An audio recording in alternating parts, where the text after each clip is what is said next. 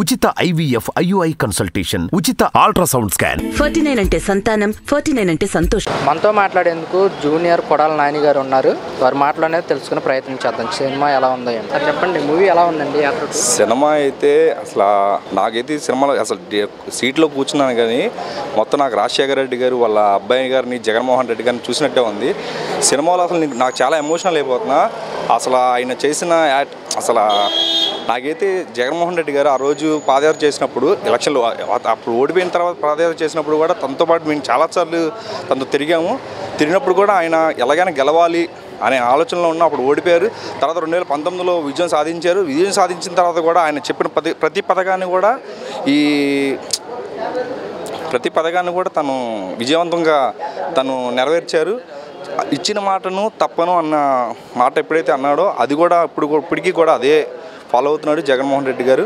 అదేవిధంగా సినిమాలో కూడా యాస్టీజ్ ఆయన ఏం చెప్పాడో చెప్పింది చేసినట్టుగా ఆయన అంతకుముందు ఏం జరిగిందో ఆయన ప్రతిపక్షాలు ఏమేం చేశారో ఆయన ఎన్నెన్ని ఇబ్బందులు పెట్టారో ఆ ఇబ్బందుల విధంగా ఈ సినిమాని తీశారే తప్ప రాజకీయ పరంగా ఎటువంటి ఇబ్బంది పరంగా కాదు.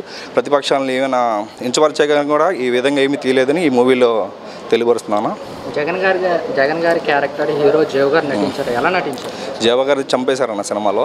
ఆయన అసలు జగన్మోహన్ రెడ్డి గారు యాస్టీజ్ ఆయన ఎలా అయితే అప్పుడు చేశారో అసెంబ్లీలో కానీ పాదయాత్రలో కానీ ఎలా ఏం చేశారో యాస్టీజ్ అలాగే చేశారన్న.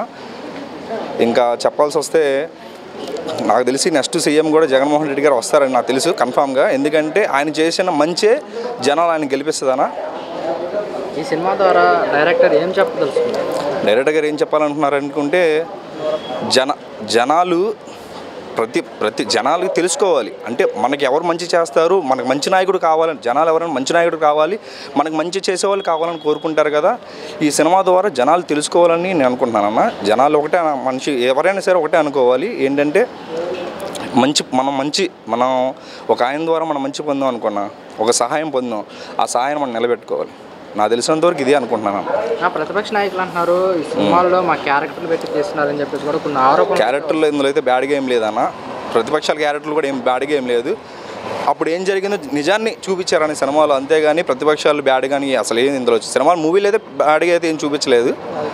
చేసిన తప్పుల్ని చూపించారు తప్ప వేరే విధంగా ఏం చూపించలేదు. ఏపీ రాజకీయాలపై సినిమా ప్రభావం ఏపీ రాజకీయాలపై సినిమా ప్రయోగాన్ని అయితే ఏం లేదన్న, ఉండదు. ఎందుకంటే నిజం తెలుసు, జనాలకి తెలుసు కదా ఏం జరుగుతుందనే.